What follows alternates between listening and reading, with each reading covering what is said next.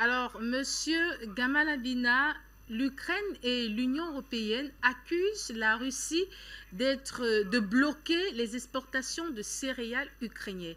Alors, que se passe-t-il avec ce problème d'approvisionnement en céréales dans le monde? Ben, il y a plusieurs choses qui ont été dites par rapport à ça. Donc, évidemment, on accuse la Russie, mais la Russie a dit qu'elle était prête à exporter. Sauf que, les ports ukrainiens ne peuvent pas laisser passer le navire puisque la mer est totalement minée par l'armée ukrainienne qui prétend, pour des raisons stratégiques, vouloir défendre, ne pas laisser les Russes passer avec les armements et surtout vouloir défendre ses positions. Donc, ils annoncent que c'est les Russes qui refusent l'exportation, alors que les Russes sont prêts à faire l'export. Et j'en veux pour preuve une chose toute simple, hein.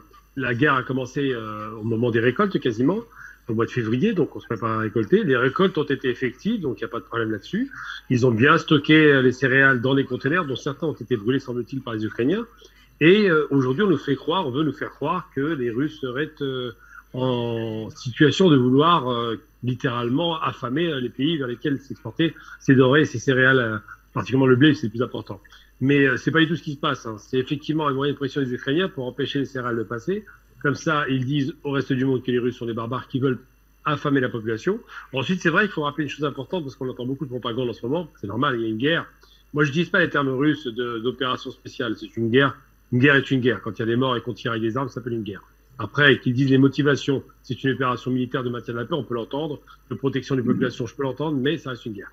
Et donc, dans cette guerre, il y a des morts, il y a effectivement des méthodes sauvages, il y a de la barbarie partout.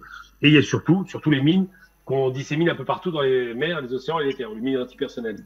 Là, en l'occurrence, ce sont des mines contre les navires, pour empêcher les navires de sortir. Alors, les navires de guerre, je vois pas trop l'intérêt, puisqu'ils font pas la guerre en mer actuellement, les Ukrainiens, mais c'est une façon de faire pression. Et la second aspect que Luc Michel a évoqué à l'instant, et il a parfaitement raison, c'est la question de la spéculation, puisque c'est de ça dont il s'agit, sur les matières premières et surtout sur tout ce qui est denrées alimentaires. Il faut savoir que les cotations ne se font pas en Afrique, ne se font pas en Europe, ne se font pas en Ukraine ou en Russie. Les cotations du blé se font à Chicago, aux États-Unis, dans le marché international. Donc c'est eux qui font la loi et qui donnent le prix parce qu'ils sont un très gros producteur et surtout ils ont imposé que le diktat américain de la spéculation et de la cotation des marchés se fasse chez eux. C'est eux qui notent. Les agences de notation sont aux États-Unis. Donc c'est eux qui vous disent si vous êtes un pays de valeur ou pas. Et surtout, il y a en Europe, on se rend compte, avant même, rappelons-le, la crise ukrainienne, avant même les problématiques qui se posaient, un début de récession qui était enregistré un peu partout dans tous les pays européens, et surtout une inflation galopante qui commence à démarrer très fortement. Il ne me semble pas, au mois de janvier par exemple, on avait déjà une inflation à 5 points, il ne me semble pas que la crise ukrainienne avait un impact. Ce qui a eu un impact réel, c'est deux choses. D'abord, effectivement, les spéculateurs qui en profitent, et ils en profitent pourquoi? Parce qu'ils se réfèrent au fait qu'il y a eu 2 mois de non-production de richesse dans le monde, et donc 2 mois au cours desquels il y a eu une raréfaction de certains produits manufacturés. Et ils se sont dit, bah, c'est une belle aubaine parce qu'on va faire croire qu'il y a une raréfaction effectivement de la production agricole alors qu'il n'y a aucun problème d'approvisionnement. Et à partir de là, on pourra spéculer et gagner de l'argent. Les spéculateurs sont connus pour ce qu'ils ont fait en 29 à Wall Street, sont connus pour ce qu'ils ont fait en 88 avec le jeudi noir, sont connus pour la crise asiatique en 98, sont connus à nouveau sur la crise du logement, la crise des subprimes qu'on l'a appelé par la suite, qui était un mauvais nom d'ailleurs. C'est la crise de spéculation immobilière qui a été percée. Ils sont connus pour gagner de l'argent à bon compte sur la misère des gens. Et à chaque fois, ça conduit évidemment à des guerres. Il se trouve que là, il y a une guerre qui n'a rien à voir avec ça, mais ils profitent de cette guerre pour pouvoir faire de l'argent à bon compte.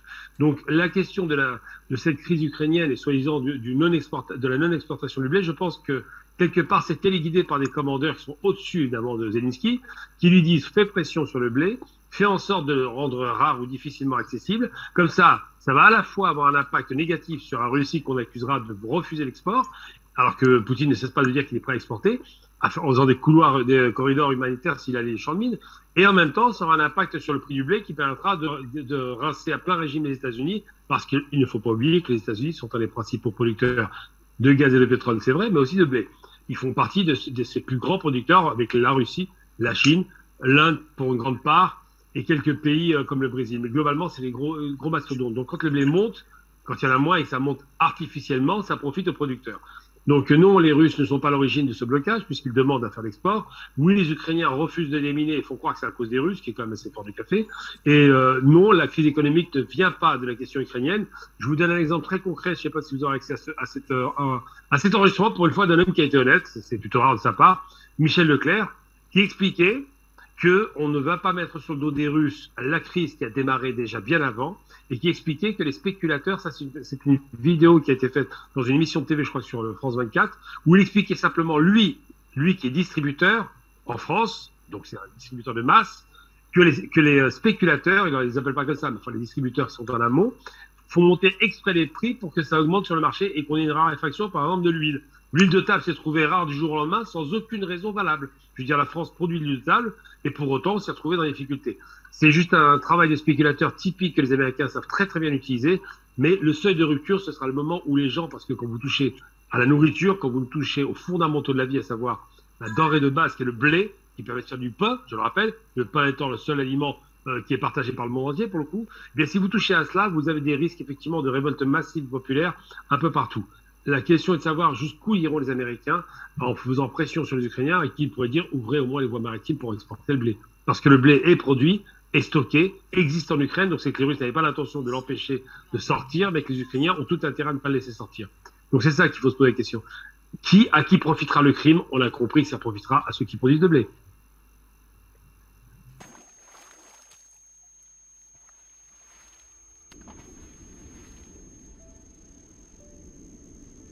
Afrique Média.